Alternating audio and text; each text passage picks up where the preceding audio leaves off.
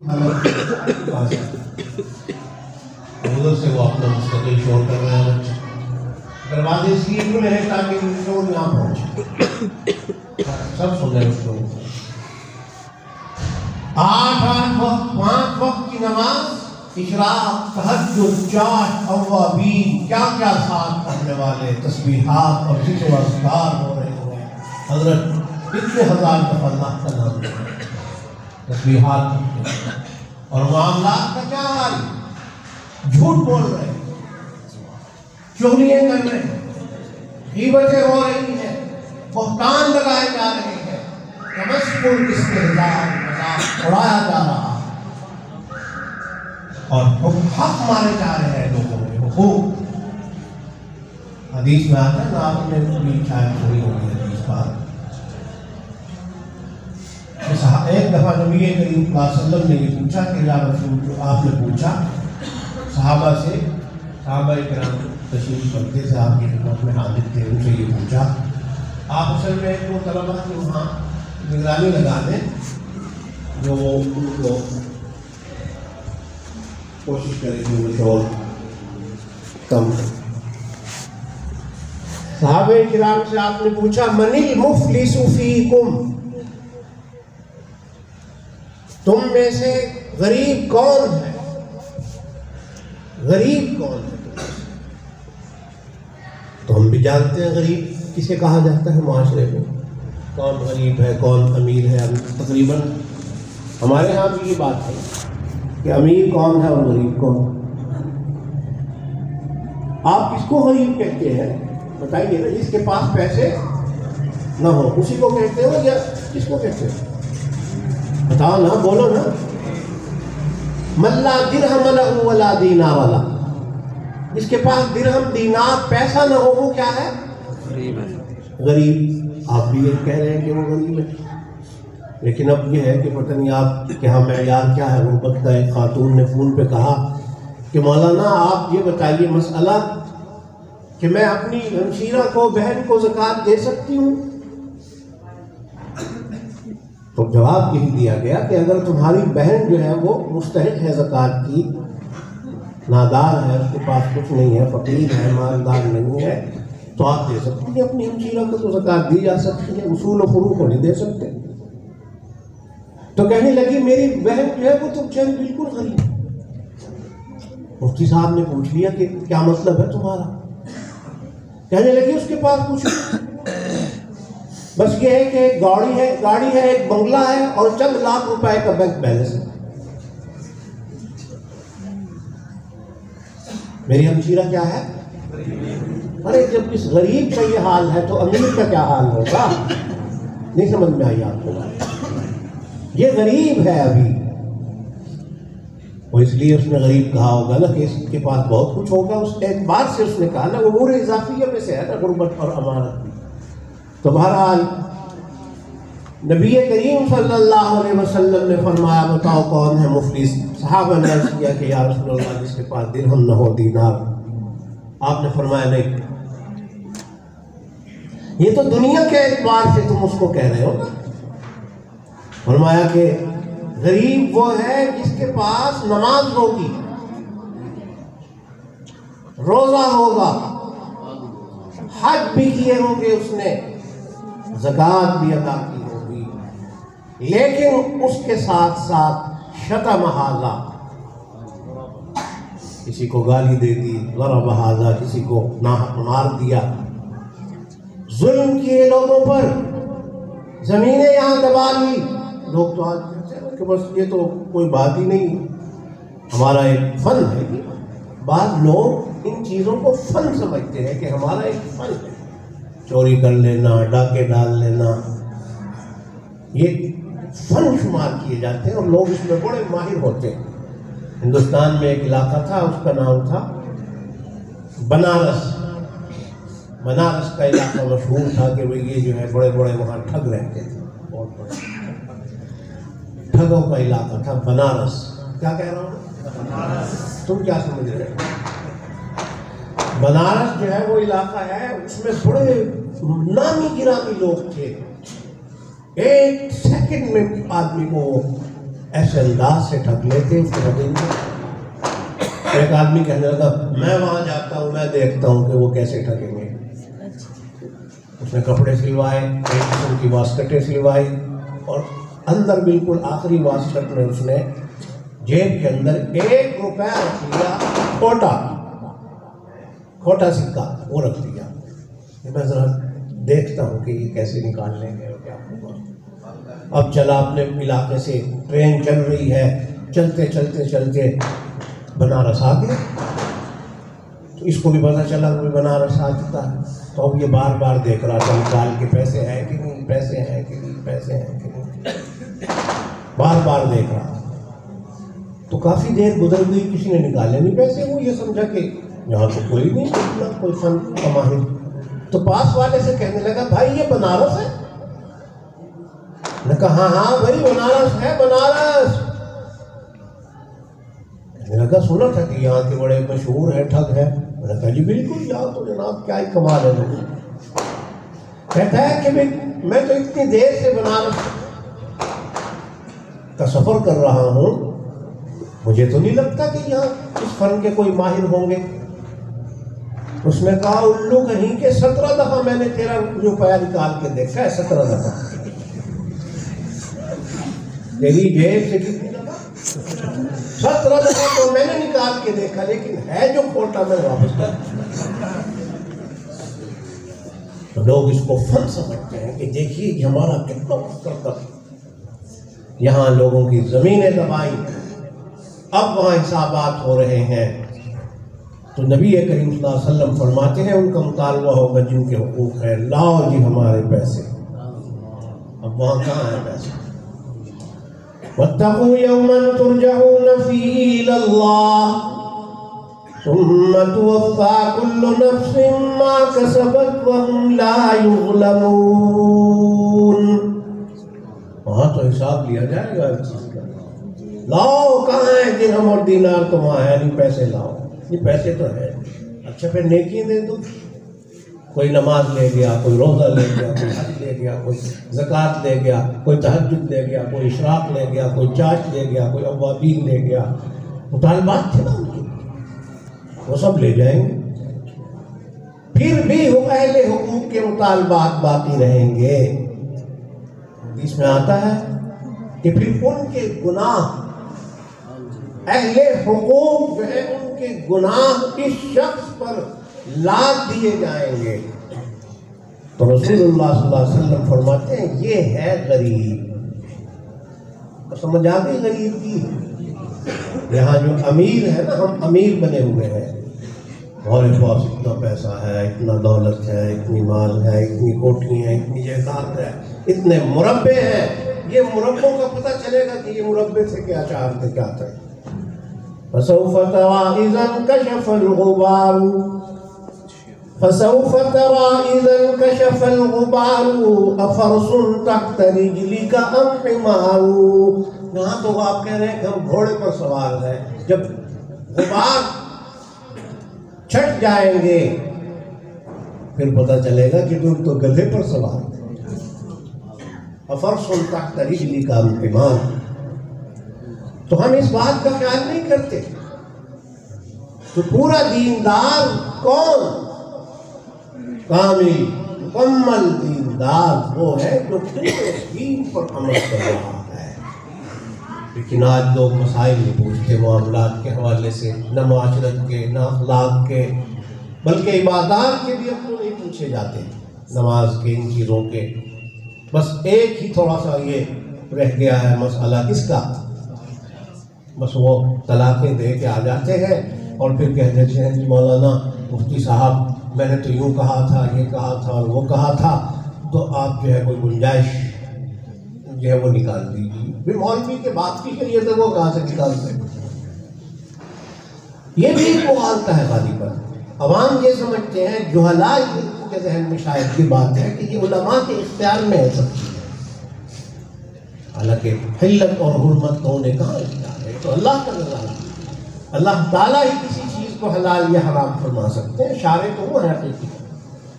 شرع لکم من الدین ما وصى به نوحا والذی اوحینا الیک شارع کون ہے؟ اللہ تعالیٰ.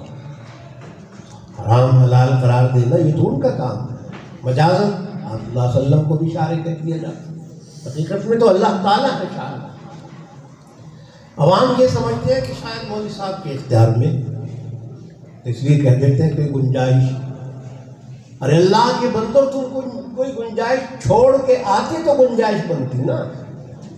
جب تم نے 3 سے بھی زیادہ طلاقیں دے دی ہیں، اپنے اپنے میرے خیال اس حوالے سے وہ ہیں کچھ معاملات، عادتیں ہوتی ہیں لوگوں کی کہ وہ 7 طلاق بھی دے دیتے ہیں، 7 حرام بھی کہہ دیتے ہیں، 7 کچھ اور بھی الفاظ ہوتے ہیں عوام کی. تم نے گنجائش چھوڑی کہاں؟ ایک صاحب آئے تھے کسی عالم کے پاس کہ میں نے 3 طلاق دے دی ہے، اس کا کوئی حل ہے؟ کبھی کوئی حل نہیں، تو کتنی ہوگی 3 طلاقیں واقعی ہوگی. جی کوئی حل تو آخر ہونا چاہیے، ہر چیز کا کوئی حل ہوتا ہے. تو بس پھر وہ تو وہی ہے، فلا تحل له من بعد حتى تنكح زوجا غيره. کہتے نہیں اس کے علاوہ کوئی حل. میں بھی اور تو کوئی حل نہیں، جب تم نے 3 دے دی. ایک مجلس میں بھی اگر کوئی 3 طلاق دیتا ہے تو 3 ہی شمار ہو. تمام ائمہ جو ہے 4 سب کا جمہور فقہا کا، علماء کا یہی ہے مسئلہ. لوگ عام طور پہ سعودی عرب کی بات کرتے ہیں مسائل کہ جی وہاں امین بالجہل بھی ہے، فاتح خلف الامام بھی ہے، وہاں یہ بھی ہے، رفع دین بھی ہے، فلاں چیز ہے. تو بھی طلاق کے مسئلے میں بھی تو وہاں کی بات کرو نا. سپریم کورٹ کا وہاں فیصلہ یہ ہے کہ ایک مجلس کی 3 طلاق 3 شمار ہوگی. 150 علماء کی اس پر وہاں تصدیق ہونے کی ہے. 150 علماء حوالے دے کر اور اس کو جاری کیا ہے. وہاں کا قانون ہے، یہ باقاعدہ قانون ہے. تو رفع دین میں وہاں کی بات کرتے ہیں، وہاں آمین بالجہر میں بھی کر رہے ہیں، فاتحہ خلف الامام میں کر رہے ہیں. تو یہاں کیوں نہیں کرتے طلاق کے بارے میں سعودی عرب کی بات؟ وہاں تو انہوں نے فیصلہ دے دیا. مجلہ چھپ چکا ہے ان کا، باقاعدہ مجلہ ہے، اس میں کئی حوالے ہیں، 150 کے قریب حوالے ہیں قرآن و سنت کے. اور وہ لکھ رہے ہیں باقاعدہ کہ 3 ہی ہیں 3 طلاق. اور ویسے بھی 3 تو 3 ہی ہوتے ہیں. 3 کو ایک کون احمق کیسے؟ کون احمق ہوگا وہ 3 کو ایک کہے گا؟ بچے کو بھی پوچھو کہ بھی 3 ایک ہے یا 3 ہے، وہ بھی یہ کہے گا کہ 3 ہی ہوتے ہیں. تو پاگل ہے کوئی ایک. تو بہرحال 3 دے کے آ جاتے ہیں. تو 3 وہ ایک صاحب کہہ رہے تھے کہ نہیں، عالم بھی تھے، وہ کہتے تھے کہ نہیں میں اس بات کا ذمہ دار ہوں کہ 3 جو ہے وہ ایک ہے، ایک مجلس کی 3 جو ہے وہ ایک ہوگی، 3 نہیں ہوگی. میں اس بات کا ذمہ دار ہوں اور میں قیامت میں اللہ کو جواب دینے کے لیے تیار ہوں. تو وہاں کالج کے چند لڑکے طلباء تھے، وہ کہنے لگے حضرت آپ تو قیامت کے دن تو ذمہ دار چکے ہیں، آپ کے ہاں 3 کتنی ہوتی ہیں؟ بولو نا. وہ کہنے لگے کہ ہم آپ کی بات مان لیں گے، آپ ایک مجلس میں اپنی بیوی کو 3 طلاق دے دیں، پھر جا کے رجوع کر لینا، ہم آپ کی بات مان لیں گے. آپ گئے یہاں 3 طلاق میں اپنی بیوی سے، ہمیں نہیں آئی بات کتنی 3 طلاقیں آپ خود دے یہاں، تو ہم سارے آپ کی بات مان لیں. کیونکہ آپ یہاں تو ایک ہوئی نا، 3 تو نہیں ہوتی. تو بیوی تو آپ کی بھی نکاح میں رہے گی، جو بھی آپ کر لیں گے رضی طلاق زمانے کی رجوع تو ہو جاتا ہے. لیکن ہمیں یقین آ جائے گا قیامت میں پھر آپ ذمہ دار ہوں گے. بس ٹھیک ہے. مولوی صاحب کہنے لگے یار یہ بات کیا کر دی آپ، یہ تو بات صحیح نہیں ہے. پھر صحیح نہیں ہے تو پھر آپ کی کیسے صحیح ہوگی بات؟ مطلب یہ ہے کہ لوگوں کو گمراہ کر رہے ہیں اور کچھ نہیں. تو خیر طلاق کے بارے میں اس نے جب یہ زور لگایا کہ حضرت کوئی گنجائش نہیں چلے گا، تم نے گنجائش چھوڑ، وہ کسی اور مولوی صاحب کے پاس چلا گیا. ہر طرح کے ہوتے ہیں لوگ. انہوں نے کہا جی بالکل گنجائش ہے گنجائش. کہا جی کیا گنجائش؟ میں کہا اچھا تم نے کیا کہا تھا؟ کہنے لگے جی میں نے تمہیں بیوی کو کہا تھا طلاق طلاق طلاق، کاف کے ساتھ تا کے ساتھ. تو میں نے تو یہ کہا تھا. تو انہوں نے کہا بالکل گنجائش ہے، اصل لفظ جو ہے طلاق. اب طلاق مرتان، طا ہے شروع میں، آخر میں کیا ہے؟ طلاق کہا اللہ کے بندے، اس سے کیا مطلب ہے؟ اس سے تو کچھ نہیں، ایک بھی نہیں ہوئی۔ بعض لوگ تو کہتے ہیں بھی 3 سے کیا ہو جاتی ہے؟ ایک بھی نہیں ہوئی، کیونکہ لفظ صحیح نے استعمال کیا، تا کے ساتھ کیا طلاق، آخر میں کاف ہے، جبکہ لفظ کیا ہے؟ طلاق۔ اب طلاق مرتان، سورۃ الطلاق بھی ہے قرآن پاک۔ پھر آپ لکھ دیجیے، اس سے کوئی بات کر لی ہوگی نا، معاملات ہو جاتے ہیں۔ تو انہوں نے لکھ کے دے دیا کہ بھئی اس نے طلاق تو دی کوئی نہیں، لفظ تو طلاق ہے کہا اس نے، تو طلاق نہیں۔ اب یہ پہلے مولوی صاحب کے پاس لے کر آئے لکھا ہوا کہ حضرت آپ تو کہہ رہے تھے گنجائش نہیں، یہ پڑھیے ذرا فتویٰ، اس میں تو لکھی ہوئی ہے گنجائش۔ اور مولوی صاحب نے جب پڑھا ان کی تحریر، اور میں آپ کی بات سن رہی، تم یہ بتاؤ کہ یہ طلاق ہوتی کس کو ہے؟ چپ کرو بیٹھو، طلاق ہوتی کس کو ہے؟ میں کہا جی بیوی کو۔ تو کہنے لگے بیوی جو ہے کسے کہا جاتا ہے؟ جس سے نکاح وہ بیوی۔ تو عالم کہنے لگے کہ جب تمہارا نکاح ہوا تو مولوی صاحب نے کیا کہا تھا؟ ایجاب و قبول کراتے ہیں، کیا کہا تھا؟ انہوں نے کہا جی مولوی صاحب نے یہ کہا تھا کہ وہ فلاں لڑکی نام لیا تھا اور فلاں کی بیٹی اتنے مہر پر میں تیرے نکاح میں دیتا ہوں، تو میں نے کہا میں نے قبول کی۔ تو مولوی صاحب کہنے لگے اس نے نکاح کہا تھا، نکاح یہ تو نہیں کہا،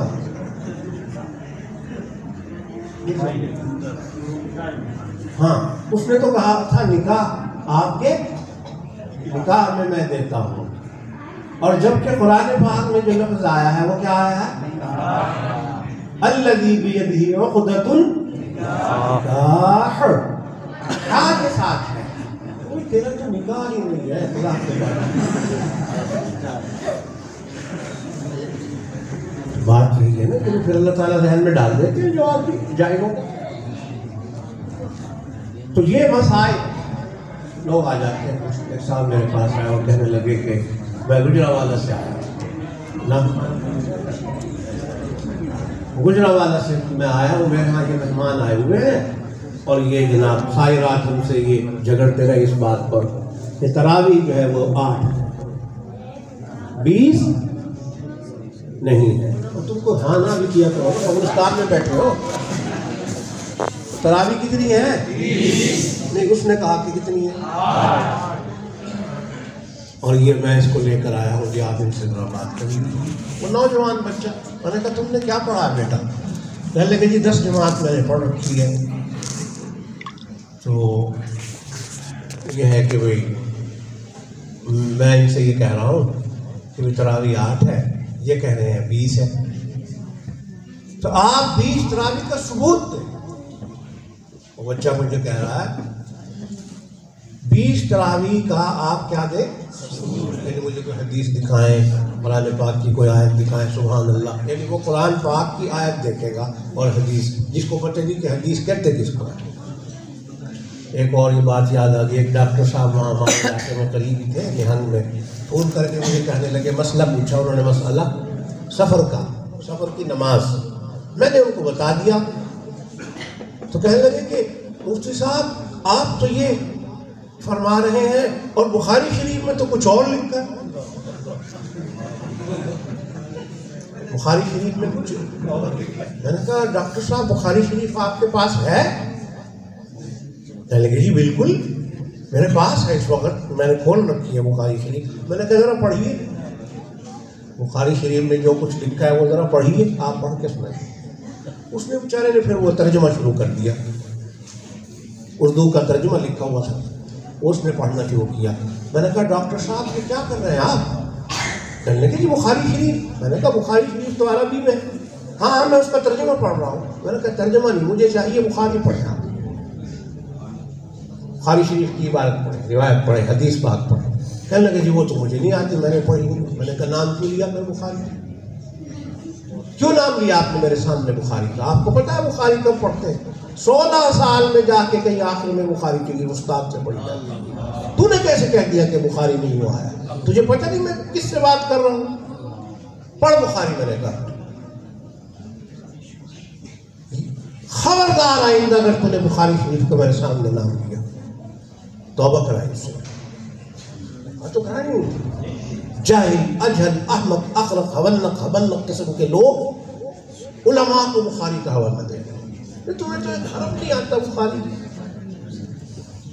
اور وہ جناب توبہ کی اس نے، آج تک اس کو پھر دوبارہ بخاری شریف کا نام لینے کی ہمت. جاہل ہمیں بخاری شریف کا حوالہ دے. تو خیر وہ کیا کہہ رہا تھا؟ 8 کہتا ہے جی ثبوت چاہیے 20 تراویح کا. میں نے کہا بیٹا 8 کا ثبوت نہیں چاہیے، تم کہہ رہے ہو نا 20 کا ثبوت چاہیے. میں نے کہا پھر 8 کے ثبوت کی ضرورت نہیں. کہنے لگا نہیں جی وہ بھی ہونا چاہیے. میں نے کہا کتنی جماعت پڑھی تم نے؟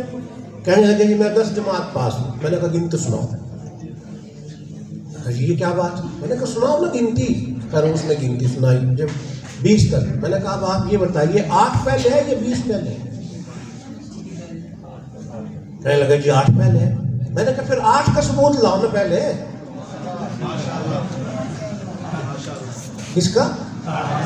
جہاں تم 8 تراویح کا ثبوت دکھاؤ گے وہی میں 20 کا دکھاؤں گا. نہیں سمجھے؟ کہنے لگا جی میں تو عالم نے مجھے مہلت. میں نے کہا مہلت؟ میں تمہیں وہی مہلت دیتا ہوں جو اللہ تعالیٰ نے شیطان کو الی یومی قیامت تک تمہیں مہلت ہے. 8 دکھاؤ اور لفظ تراویح کے ساتھ دکھاؤ. کسی روایت میں حدیث بات کی وہی میں 20 کا دکھاؤں گا. وہی 20 تراویح کا ہوگا. کہنے لگا اچھا جی میں کل آ جاؤں گا. میں نے کہا کل نہیں، تم جب مرضی آؤ، کل تو آتی ہی نہیں. شاعر نے کہا کل کا وعدہ نہ کرو، کل سے بے کل نہ کرو، کل تو آتی ہی نہیں، یوں ہی کل کل نہ کرو. کل چلے جاؤ تم، قیامت تک مہلت ہے. تم تماشا بنایا ہوا لوگوں نے. خیر وہ جناب مولوی صاحب نے پھر ان کو سمجھایا نا کہ خدا کے بندے تیرا نگاہ ہی نہیں. بعض لوگ اڑ جاتے ہیں اس بات پر. قرآن میں دکھاؤ جی یہ بات جو ہم کہیں. ایک صاحب کہتے تھے کہ قرآن کریم جو ہے اس میں سے مجھے دکھاؤ کہ وراثت میں ماں کا بھی حصہ ہے. ماں کا. اب اللہ تعالیٰ نے تو قرآن پاک میں ماں کا حصہ بھی بتایا، باپ کا بھی بتایا، لذکر بیٹوں کا بتایا اور بیٹیوں کا بتایا. یہ حصے اللہ تعالیٰ نے قرآن کریم میں بتایا کہ نہیں؟ پورا ایک رکوع یوصیکم اللہ فی اولادکم للذکر مثل حظ الانثیین، پورا رکوع ہے. ٹھیک ہے. اور یہ رکوع اچھا خاصا آپ کو تو پتہ ہوگا جو حافظ ہے، مشہور ہے حفاظ کے اندر کہ یہ رکوع بڑا. حتیٰ کہ ایک زمانہ تھا پانی پت جو مرکز رہا ہے قرآن پاک کے حفظ کے حوالے سے، قرات کے حوالے سے 250-300 سال مرکز رہا. وہاں بچے نہیں بچیاں بھی 7 قرات کی حافظہ ہوتی تھی. ایک بچی نے چیلنج کر دیا پانی پت کے اندر. کہنے لگی میں شادی اس سے کراؤں گی جو یوصیکم اللہ کا رکوع مجھے سنا دے بغیر غلطی کے، بغیر متشابہ کے، بغیر اٹکن کے. جو مجھے سنا دے گا میں اس سے شادی کراؤں. اب آگئے بڑے بڑے حفاظ قراء، کیونکہ وہاں تو بڑے بڑے حفاظ اور قراء ہوتے تھے نا پانی پت کے اندر. تو میرے والد صاحب رحمۃ اللہ علیہ نے بھی 2 سال وہاں رہ کر 10 قراتیں سیکھی. 10 قراتیں، 10 قراتوں کے وہ خارج تھے. تو چیلنج ہو گیا. اب بڑے بڑے حفاظ قراء وہاں گئے. بچے سے کہا پردے میں کہ ہم رکوع سنانے آئے ہیں، آپ کو سنیے. جو اس کو رکوع سناتا وہ کہیں نہ کہیں متشابہ اس کو ہو جاتا، غلطی لگ جاتی، ایسا وہ ان کو پھنساتی وہ نکل ہی نہیں سکتے. سب ناکام. بڑے بڑے لوگ وہاں آئے حفاظ قراء، زور آزمائی اور تب آزمائی کے لیے، لیکن کامیاب. الا حافظ وقارئ واحد، ایک آدمی کا کام بن گیا. کوشش تو اس نے بڑی کی لیکن الحمدللہ اس کو بہت یاد تھا. ہر طرح سے اس کو یاد. تو وہ کامیاب ہو گیا اور معاہدے کے جیسے اس نے اعلان کیا تھا اس کے مطابق الحمدللہ شادی بھی ہوگی. خیر میں بتا یہ رہا تھا کہ دیکھیے حصے ہے کہ نہیں, ماں کا بھی حصہ ہے کہ نہیں. وَلِأَبَوَيْهِ لِكُلِّ وَاحِدٍ مِّنْهُمَا السُّدُسُ مِمَّا تَرَكَ إِن كَانَ لَهُ وَلَدٌ وَإِن لَّمْ يَكُن لَّهُ وَلَدٌ وَوَرِثَهُ أَبَوَاهُ فَلِأُمِّهِ. اب دیکھو اللہ تعالیٰ کیا کہہ رہے ہیں کہ ماں باپ کا بھی حصہ ہے. اگر اولاد ہو میت کی تو پھر دونوں کو 1/6 الگ الگ ملے گا. کل واحد منہم السدس مما ترک ان کان له ولد فإن لم يكن له ولد. اور آگے فرما رہے وورثه ابواہ, ماں باپ ہے میت کے جو فوت ہوا لیکن اولاد نہیں اس کی. وورثه ابواہ, آگے فرمایا فلأمه الثلث, ماں کو 1/3 ملے گا, ماں کو 1/3. باپ کو کیا ملے گا؟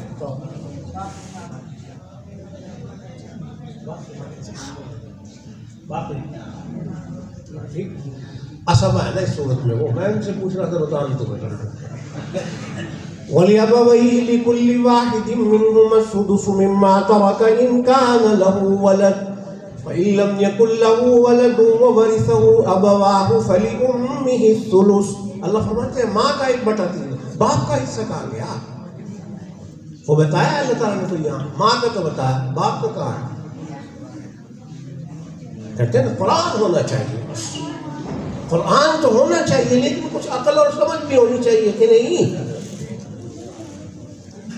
اللہ نے یہاں ماں کا حصہ بیان کیا ہے, باپ کا ذکر, تو اس کو کون سا بیان کہتے ہیں؟ اب دیکھو تمہیں ضرورت پڑے گی اصول فقہ وہاں لکھی ہوئی ہے بیان کی جس میں 7 ہوتی ہے, تو یہ کون سا بیان ہے؟ تمہیں چسکا پڑا ہوا ہے مولویوں کو, علماء کو, طلباء کو, دوڑے اور مائی اور گانے سننے کا تقریبا. بات سمجھتے ہی کوئی بات ہے کیا؟ نہ طالب علموں کو اس بات کا ہوتا ہے خیال کہ کوئی کام کی بات سن لیں, عوام نے تو کیا سننی تھی بیچاروں نے.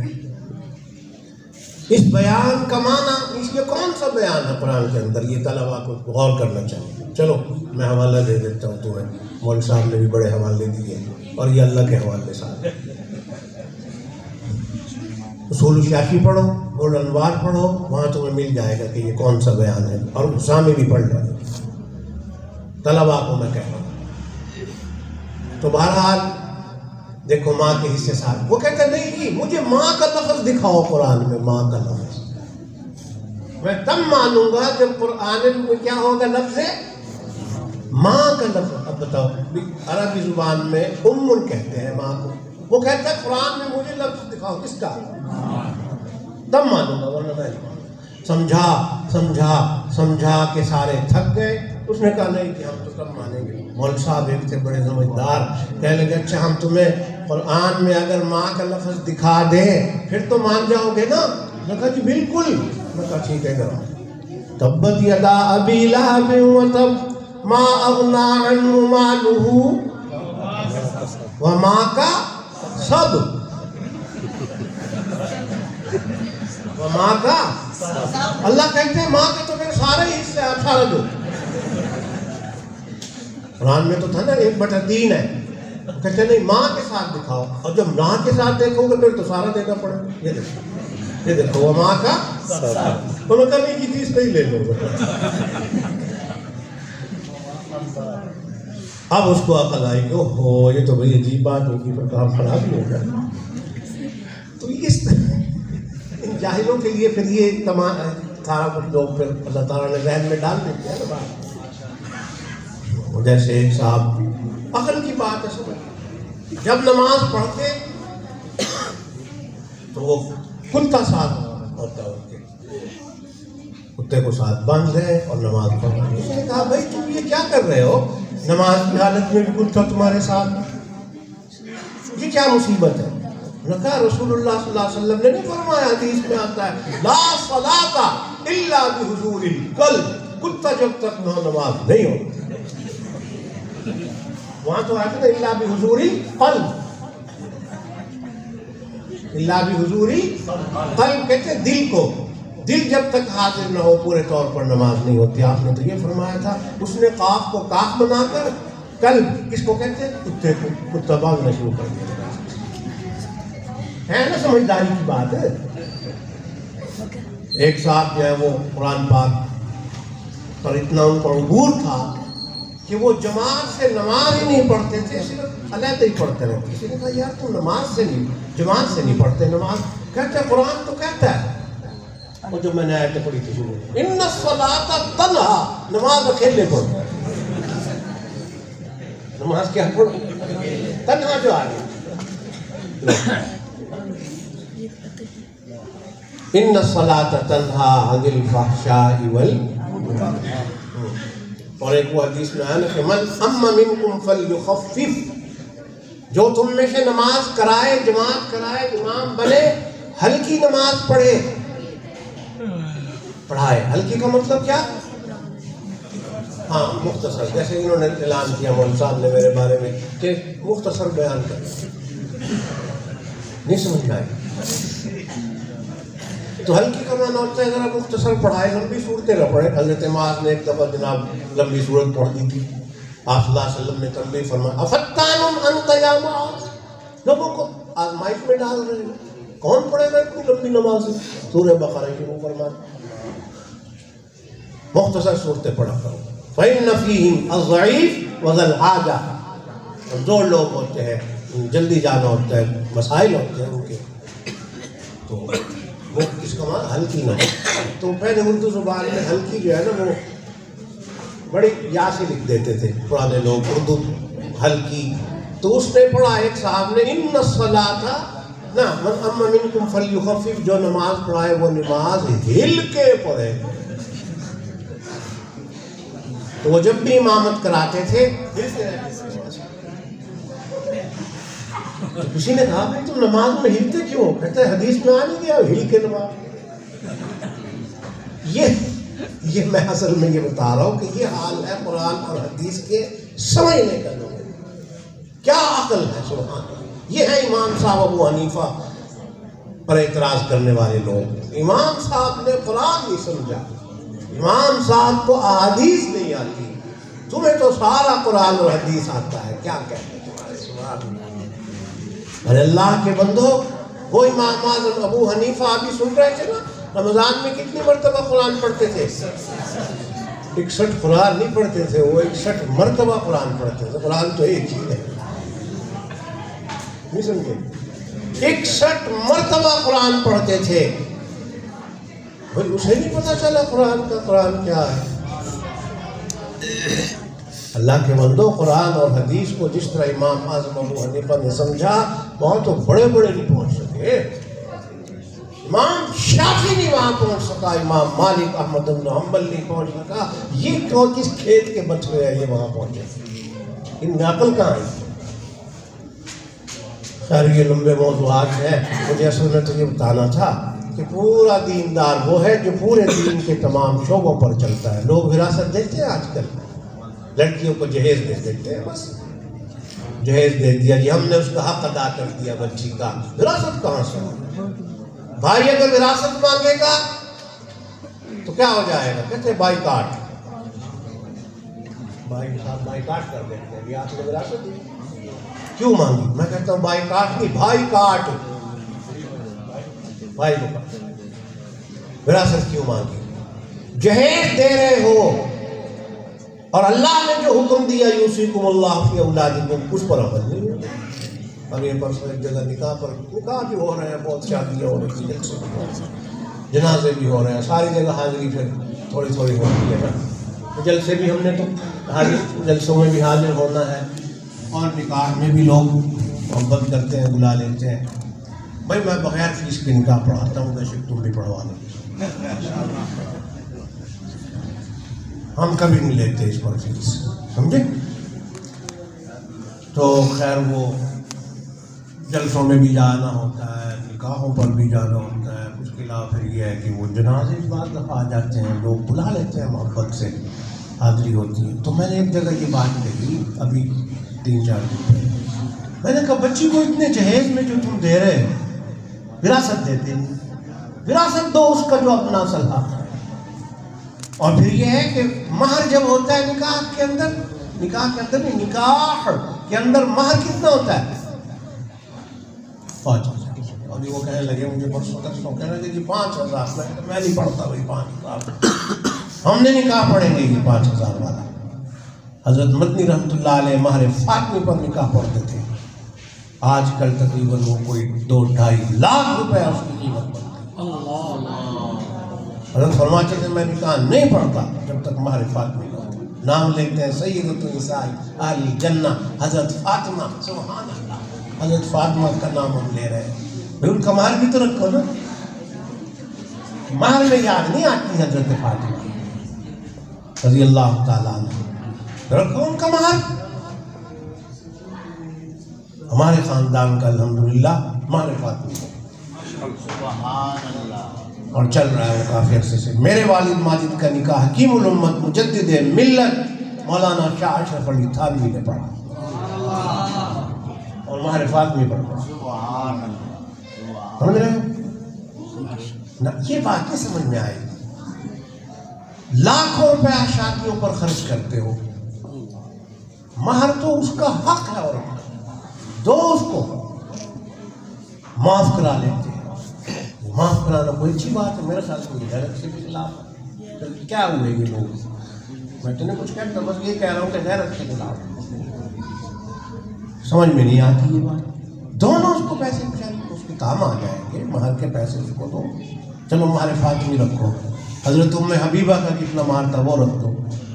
ازواج مطہرات کے مہر ہے, رسول اللہ کی بیٹیوں کے مہر ہے, صحابیات کے مہر ہے. رکھو بس وہی 5,000. اور 5,000 اللہ کے بندوں کیا کر رہے ہیں؟ یہ بالکل غلط بات ہے. اور خرچ تم کر رہے ہو, مہر کم رکھ رہے ہیں. بچی کو اس سے کیا فائدہ ہوگا تمہارے اخراجات میں؟ ابھی بتا رہے تھے نا وہ صاحب کتنے کروڑ, کتنے لاکھ, 80 لاکھ روپیہ. ابھی بتایا ایک دوست نے کہ ایک صاحب نے یہی کی بات ہے آپ کے پنڈی اسلام آباد میں, ابھی ایک صاحب نے 80 لاکھ روپیہ ولیمے پر خرچ کیا. لوگ کھا کے چلے گئے. بچی کو کیا فائدہ ہوا, اس بچے کو کیا فائدہ ہوا؟ بلکہ ایک اور بھی کوئی بتا رہا تھا اس سے بھی زیادہ. 6 کروڑ یعنی 49 کروڑ تک پہنچانا ہے انہوں نے. ایسے عجیب مکرو حد ہوگی جہالت کی. ان پیسوں کے خرچ کرنے کا کیا فائدہ؟ اولاد کو دو, بچیوں کو دو, کوئی فائدہ ہوگا ان کو. اور یہ بلائی جو آج کل کے ولی میں ہے کیا ہے؟ سنت کے مطابق نہیں, شر و بلائی بنتے جا رہے ہیں. یدعا لها الاغنیاء ویترک لها الفقراء. غیروں کو چھوڑ کر امیر لوگوں کو بلایا جاتا ہے. اور کیا کیا رسم ہے سنت اس چیز کا نام ہے جو ہم نے بنا دیا. تو پورا دیندار کون ہوگا؟ جو پورے دین پر چلے گا. پورا دین جو ہے اس کو اپنانا ہے. اور میں نے جو آیت پڑھی اس میں یہ تھا کہ اتلو ما اوحی الیک من الکتاب. رسول اللہ کو اللہ تعالیٰ فرما رہے ہیں کہ آپ بھی تلاوت کیجیے قرآن پاک کی. سبحان اللہ. اور دوسری بات یہ فرمائی وَأَقِمِ الصَّلَاةَ, نماز قائم فرمائیے. اور اس کی حکمت بتا دی إِنَّ الصَّلَاةَ تَنْهَىٰ عَنِ الْفَحْشَاءِ وَالْمُنکَرِ. بے حیائی برائی سے نماز روکتی ہے, اس کی خاصیت بتائی جا رہی ہے. یہ تب روکے گی جب کوئی مانے نہ ہو.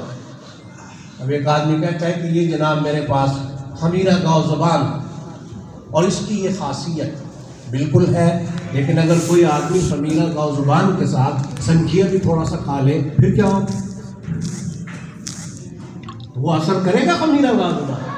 خمیرہ گاؤ زبان, خمیرہ بریشم وغیرہ کا اثر اس وقت ہوگا جب کوئی اور مانے اور رکاوٹ نہ ہو اس اثر سے.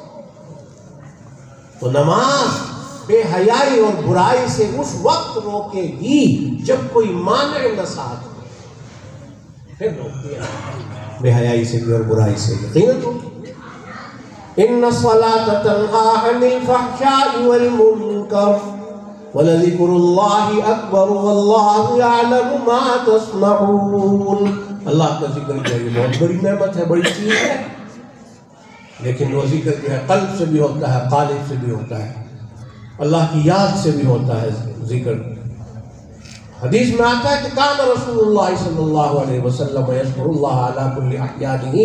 ابو داؤد شریف میں بھی روایت موجود ہے، حوالہ موجود ہے، حوالہ بھی موجود ہے، ترمذی بھی موجود ہے. ترمذی تو بیان کر رہا ہے، تو بیان کرنے والا بھی تو ترمذی ہے نا.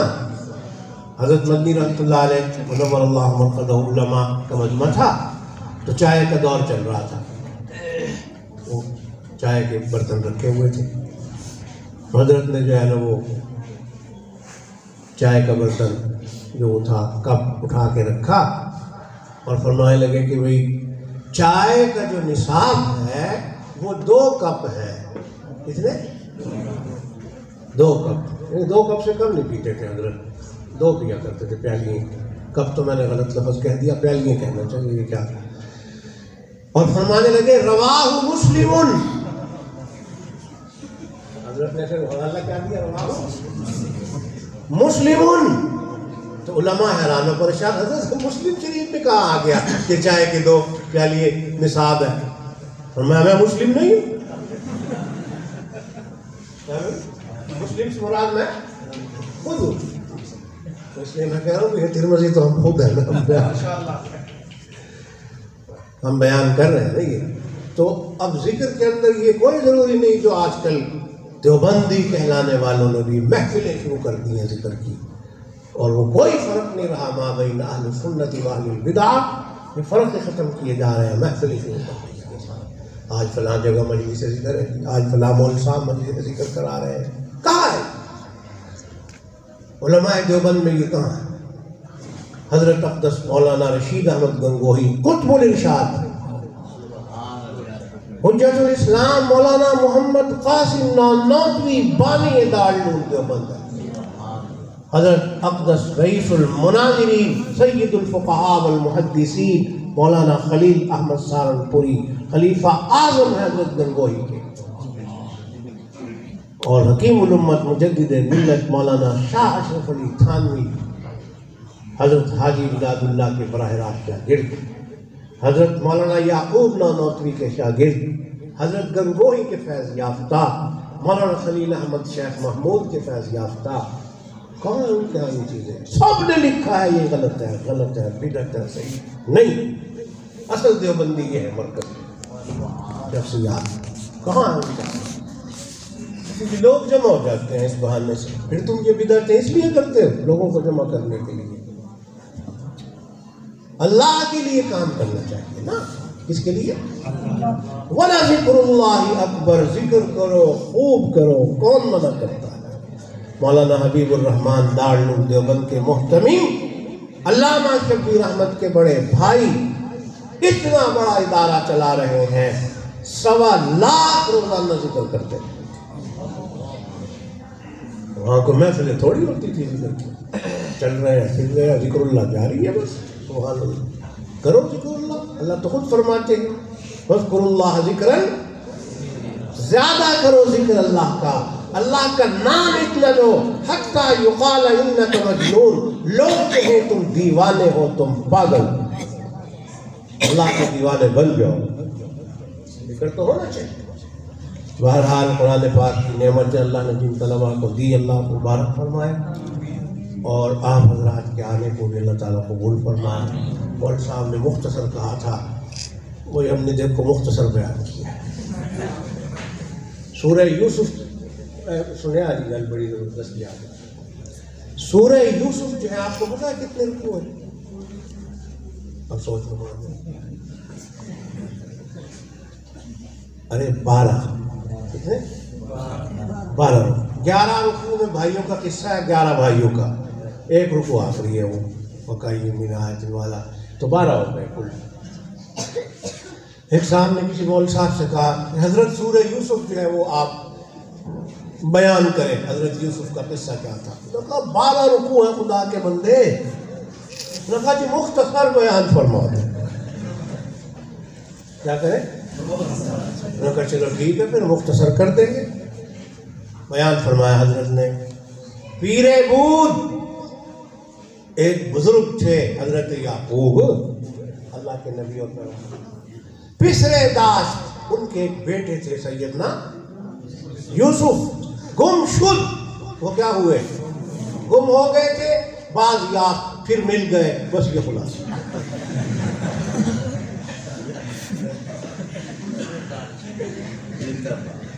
مختصر نبی کریم صلی اللہ علیہ وسلم سے صحابی نے عرض کیا، اور یہ مختصر کے لیے جو کہا جاتا ہے نا تو اس میں کوئی حرج نہیں ہے، بھی صحابہ کہتے تھے رسول اللہ صلی اللہ علیہ وسلم، دیکھو نا صحابی یہ کہہ رہے ہیں رسول اللہ صلی اللہ علیہ وسلم کہ اذنی یا رسول اللہ، اے اللہ کے رسول مجھے کوئی نصیحت فرما دیجئے، وَأَوْجِزْ، لیکن مختصر۔ سبحان اللہ۔ جب صحابی کہہ رہے ہیں رسول اللہ کو جو مختصر سی کوئی بات بتا دیجئے، تو کیوں نہیں کہہ سکتے آج کل کے حضرات؟ کہہ سکتے ہیں، تو صحابہ کی سنت ہے یا رسول اللہ مختصر، لیکن ان کا منشا کیا تھا مختصر کہنے کا؟ ان کا منشا تو مجھے نہیں معلوم۔ حضور پاک صلی اللہ علیہ وسلم سے جو صحابی نے یہ کہا کہ مختصر، ان کا منشا کیا تھا؟ کہ مختصر سی بات ہوگی، یاد رہے گی، عمل ہو جائے گا اس پر، مقصد عمل تھا۔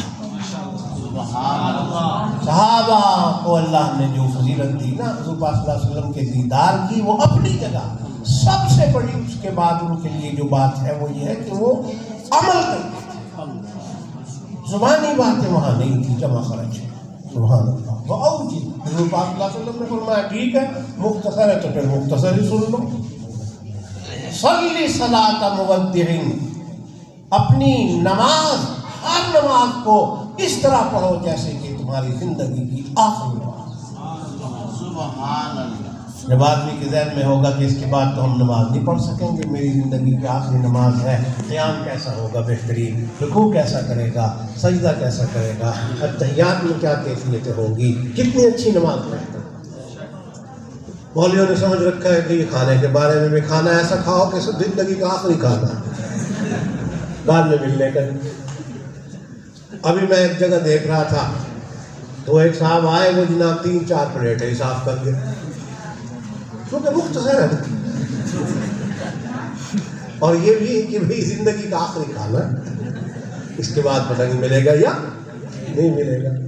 ارے نماز کے بارے میں ہے یہ بات، رسول اللہ نے کیسے مختصر اور جامع بات فرمائی۔ ایک دفعہ قدرتی بات ہو گیا اسی حدیث پر میں نے 2 گھنٹے بیان کیا تھا، اسی ایک حدیث پر، لیکن اس وقت کی بات ہے جب ہم جوان تھے اور اب کیا ہو گئے نوجوان، اس زمانے کی بات ہے،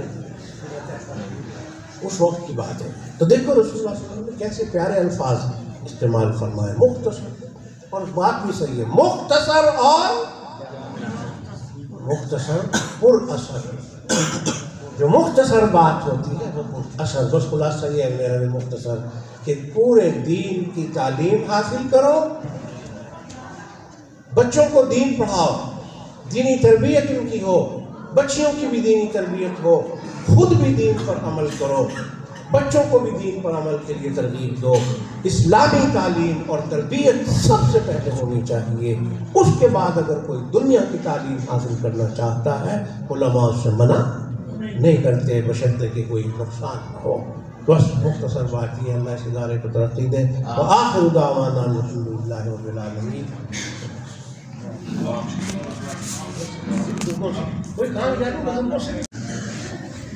اور الحمدللہ تعالی یہ ادارہ تعلیمی اعتبار سے، تربیتی اعتبار سے روز بروز ترقی پر ہے، تعمیری اعتبار سے بھی الحمدللہ ادارہ ترقی کر رہا ہے۔ دعا ہے اللہ تعالیٰ سے کہ حق تعالیٰ ان کاوشوں کو، ان محنت اور جدوجہد کو اللہ تعالیٰ قبول فرمائے اور مزید ترقی کی عطا ہوگا۔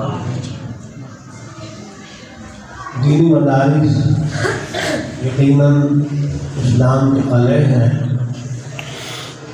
اور جن مقامات پر یہ دینی مدارس موجود ہیں، جہاں بھی ملک کے کسی بھی حصہ میں کوئی دین کا مدرسہ کوئی ادارہ کوئی جامعہ اگر موجود ہے اس کی برکت سے وہاں کے مسلمانوں کی دینی حالت بہت بہتر ہے، اور جہاں کوئی دینی مسئلہ نہیں وہاں کے حالات آپ بھی سنتے ہوں گے، جانتے ہوں گے کہ کئی مقامات تو ایسے ہیں کہ اگر کوئی مسلمان انتقال کر جائے اور اس کی وفات تو وہاں کے لوگ بغیر جنازہ پڑھے جو ہے وہ میت کو دفن کرتے ہیں۔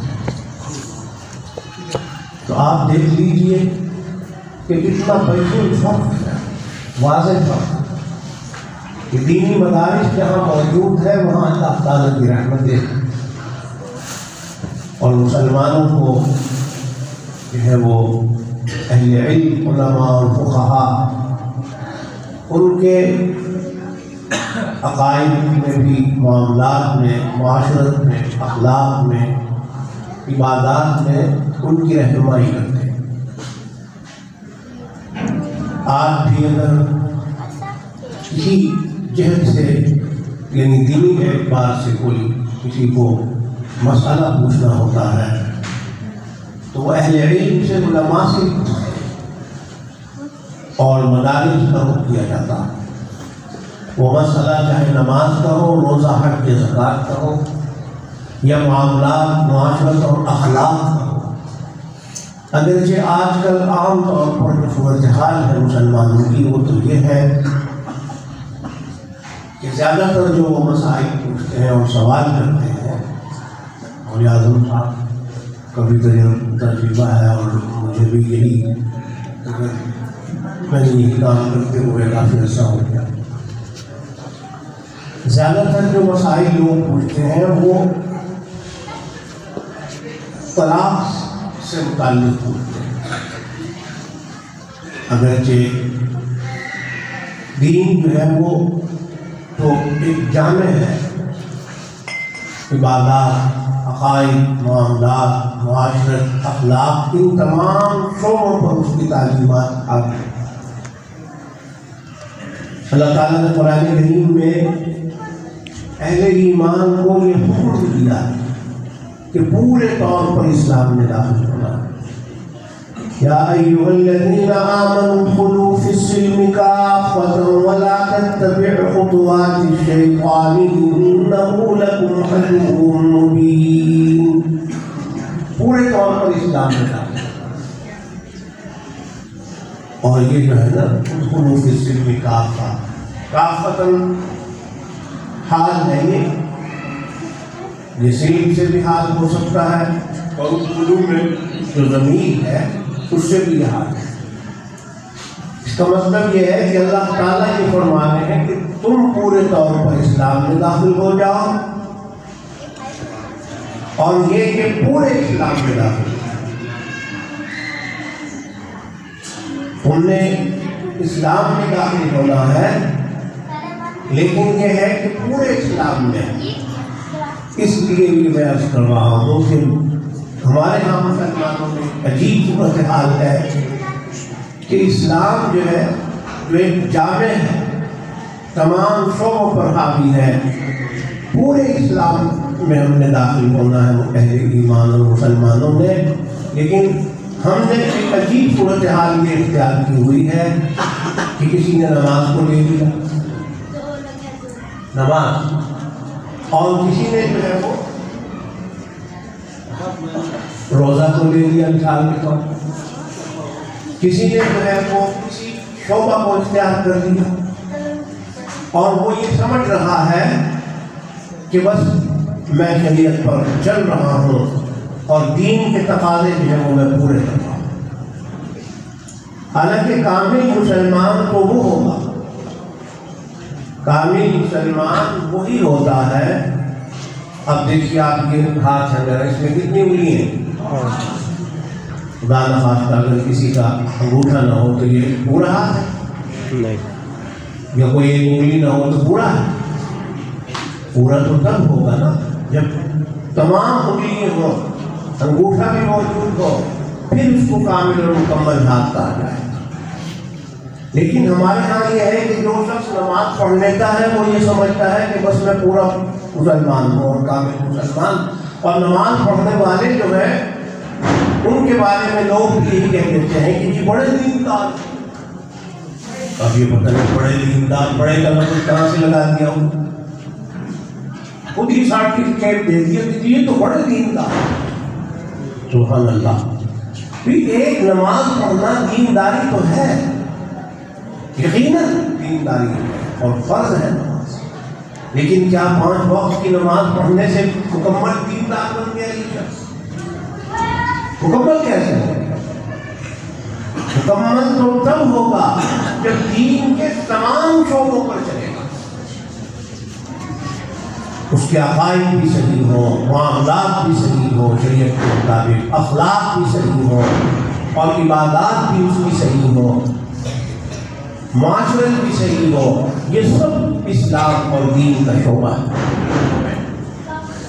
سب کو اپنانے سے ہی کامل اور مکمل دیندار کہلاتا ہے۔ معاملات کو آج ہم نظر انداز کرتے ہیں، جیسے چاہتے ہیں ہم کاروبار کرتے ہیں، جائز ناجائز کی کوئی پرواہ نہیں مسلمان، حلال حرام کی تمیز نہیں۔ نبی کریم صلی اللہ علیہ وسلم نے یہ بات ارشاد فرمائی کہ جس شخص کا کھانا پینا حرام ہوگا، مأکلہ حرام وملبسہ حرام، لباس حرام کا، کھانا حرام کا، تو فرمایا کہ وہ اللہ سے پھر دعائیں کریں گے، ہاتھ اٹھا اٹھا کے گر گڑا کے اللہ سے دعا کرے گا کہ اے اللہ میری فلاں حاجت پوری کر دے۔ فرماتے ہیں فَأَنَّىٰ يُسْتَجَابُ لَهُ،